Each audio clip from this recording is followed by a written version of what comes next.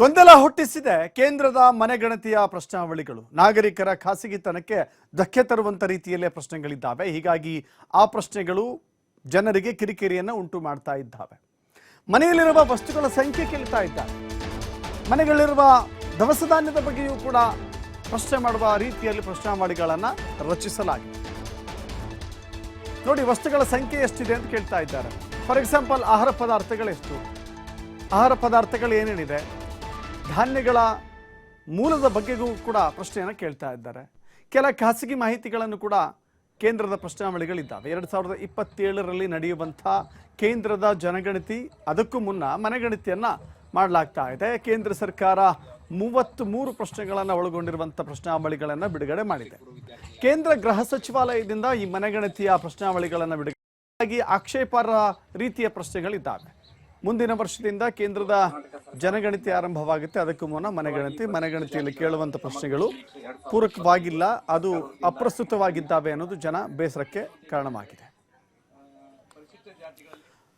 ಮತ್ತಷ್ಟು ಮಾಹಿತಿ ನಮ್ಮ ಪ್ರತಿನಿಧಿ ರಾಕೇಶ್ ನೀಡ್ತಾರೆ. ರಾಕೇಶ್, ಗಮನಿಸ್ತಾ ಇದ್ದೀವಿ ಮನೆಗಳ ಸಂಖ್ಯೆ ಅಂತ ಹೇಳಿದ್ರೆ ಆ ಗ್ರಾಮದಲ್ಲಿ ಮನೆಗಳೆಷ್ಟಿದ್ದಾವೆ, ಆ ಮನೆಗಳ ಮೂಲ ಏನಿದೆ ಅಂತ ಹೇಳಿ. ಯಾಕಂದ್ರೆ ನಮ್ಮಲ್ಲಿ ಆರ್ಥಿಕ, ಶೈಕ್ಷಣಿಕ, ಸಾಮಾಜಿಕ ಸಮೀಕ್ಷೆ ಆಯಿತು. ಆ ಸಂದರ್ಭದಲ್ಲಿಯೇ ಅನೇಕ ಪ್ರಶ್ನಾವಳಿಗಳಿದ್ವು. ಒಂದು ಮನೆಯನ್ನು ಪೂರ್ಣಗೊಳಿಸೋದೇ ಬಹಳ ದೊಡ್ಡ ಸವಾಲು ಅನ್ನುವ ರೀತಿಯಲ್ಲಿ. ಹಾಗೆ ನೋಡಿದ್ರೆ ಇದು ಮನೆಗಣತಿ, ಇಂಥದ್ದೆಲ್ಲ ಪ್ರಶ್ನಾವಳಿಗಳು ಬೇಕಾ ಅನ್ನುವ ಪ್ರಶ್ನೆ ಈಗ.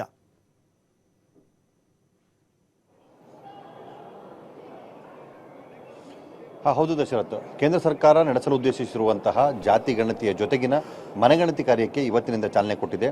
ಕೇಂದ್ರದ ಗೃಹ ಮಂತ್ರಾಲಯ ಇದಕ್ಕೆ ಸಂಬಂಧಪಟ್ಟ ಹಾಗಿನ ಕಾರ್ಯಗಳನ್ನು ನಡೆಸುವುದಕ್ಕೋಸ್ಕರ 33 ಪ್ರಶ್ನೆಗಳ ಪ್ರಶ್ನಾವಳಿಯನ್ನು ಬಿಡುಗಡೆ ಮಾಡಿದೆ. ಇದರ ಪ್ರಕಾರದಲ್ಲಿ ಮನೆಗಣತಿ ಕಾರ್ಯದ ಸಂದರ್ಭದಲ್ಲಿ ಮನೆಯ ಬಗೆಗಿನ ಮತ್ತು ಅಲ್ಲಿ ಯಾರು ವಾಸವಿರ್ತಾರೆ ಅವರ ಸಂಪೂರ್ಣ ಮಾಹಿತಿ ಕಲೆ ಹಾಕುವ ಪ್ರಕ್ರಿಯೆಯ ಭಾಗವನ್ನು ಕೂಡ ಮಾಡ್ತಾ ಇದೆ. ಅಂದರೆ ಅವರು ಎಲ್ಲಿ ವಾಸವಾಗಿದ್ದಾರೆ, ಆ ಮನೆಯ ವಿಸ್ತೀರ್ಣ ಏನು, ಕಟ್ಟಡದ ಸ್ವರೂಪ ಏನು, ಕಟ್ಟಡ ಯಾವ ಸ್ಥಿತಿಯಲ್ಲಿದೆ, ಅಲ್ಲಿ ಎಷ್ಟು ಜನ ವಾಸವಾಗಿದ್ದಾರೆ, ಅವರವರ ವೃತ್ತಿ ಏನು, ಯಾವ ರೀತಿಯಾದಂಥ ಕೆಲಸಗಳನ್ನು ಮಾಡ್ತಿದ್ದಾರೆ, ಆದಾಯದ ಮೂಲಗಳೇನು ಅನ್ನೋದು ಒಂದು ಭಾಗವಾದರೆ, ಮನೆಯ ಮತ್ತು ಅವರ ಆರ್ಥಿಕ ಸ್ಥಿತಿಗತಿಗಳನ್ನು ಪರೋಕ್ಷವಾಗಿ ತಿಳಿಯುವ ಲೆಕ್ಕಾಚಾರದಲ್ಲಿ ಮನೆಯಲ್ಲಿರುವಂತಹ ವಸ್ತುಗಳ ಸಂಖ್ಯೆ ಏನು, ನೀವು ಆಹಾರದ ಮೂಲವನ್ನು ಹೇಗೆ ಬಳಸ್ಕೊಳ್ತಾ ಇದ್ದೀರಾ, ಎಲ್ಲಿಂದ ಬರುತ್ತೆ, ನೀವು ದವಸ ಧಾನ್ಯಗಳನ್ನು ಖರೀದಿ ಮಾಡೋದಾದ್ರೆ ಅದರ ಮೂಲ ಯಾವುದು, ಈ ರೀತಿ ಅಂದರೆ ತೀರಾ ವೈಯಕ್ತಿಕವಾಗಿ ವ್ಯಕ್ತಿಯ ನೆಲೆಗಟ್ಟಿನಲ್ಲಿ ತೆಗೆದುಕೊಳ್ಳಬಹುದಾದಂತಹ ಪ್ರಶ್ನೆಗಳನ್ನು ಪ್ರಶ್ನಾವಳಿಗಳ ರೂಪದಲ್ಲಿ ಕೇಳುತ್ತಾ ಇರುವಂಥದ್ದು ಗೋಚರವಾಗ್ತದೆ. ಈ ವಿಚಾರಕ್ಕೆ ಇವತ್ತಿನ ಈ ಗಣತಿ ಕಾರ್ಯದ ಆರಂಭದಲ್ಲೇ ಕೆಲವು ಕಡೆ ವಿವಾದ, ಅಂದರೆ ಇದಕ್ಕೆ ಸಂಬಂಧಪಟ್ಟಾಗಿ ವಿವಾದ ಸ್ವರೂಪ ಹೊಂದಬಹುದಾದಂಥ ಪ್ರಶ್ನಾವಳಿಗಳಿದೆ ಅನ್ನುವಂಥ ಅಪಸ್ವರವು ಕೂಡ ಕೇಳಿಬರ್ತಾ ಇದೆ. ಸಾಮಾಜಿಕ ಜಾಲತಾಣಗಳಲ್ಲಿ ಈ ಬಗ್ಗೆ ಒಂದಷ್ಟು ಚರ್ಚೆಗಳು ಕೂಡ ಈಗ ಆರಂಭ ಆಗ್ತಾ ಇದೆ.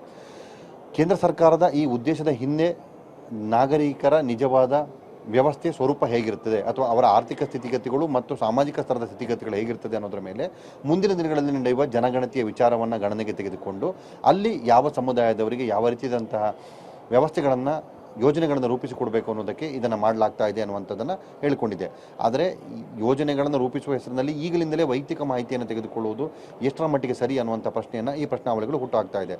ಸೊ ಈಗ ಆರಂಭವಾಗಿರುವಂತಹ ಈ ಪ್ರಶ್ನಾವಳಿ ಮತ್ತು ಇದಕ್ಕೆ ಸಂಬಂಧಪಟ್ಟಂಥ ಪ್ರಶ್ನೋತ್ತರಗಳನ್ನು ಕೊಡುವಂತಹ ಸಮಯದಲ್ಲಿ ಇನ್ನೂ 1 ವರ್ಷದ ಅವಧಿಗಳಲ್ಲಿ ಇದರ ಸ್ವರೂಪ ಏನಾಗಬಹುದು ಅನ್ನೋದು ಪ್ರಶ್ನೆಯನ್ನು ಕಾಡ್ತಾ ಇದೆ. ಬಹುದಿನಗಳಲ್ಲಿ, ಅಂದರೆ ಇನ್ನು ಕೆಲವೇ ದಿನಗಳಲ್ಲಿ ಇದರ ಬಗ್ಗೆ ಆಕ್ಷೇಪವೂ ವ್ಯಕ್ತವಾಗಬಹುದು ಅನ್ನುವಂತಹ ನಿರೀಕ್ಷೆಯನ್ನು ಕೂಡ ಮಾಡಲಾಗ್ತಾ ಇದೆ. ನಾಗರಿಕರ ವಲಯದ ಪ್ರತಿಸ್ಪಂದನೆಯನ್ನು ನೋಡಿ ಇದರ ಬಗ್ಗೆ ಕೇಂದ್ರ ಸರ್ಕಾರದಿಂದ ನಿರ್ಧಾರವನ್ನು ಮಾಡಬಹುದಾಗಿದೆ. ಥ್ಯಾಂಕ್ ಯು ರಾಕೇಶ್, ನಿಮ್ಮೆಲ್ಲ ಮಾಹಿತಿಗೆ.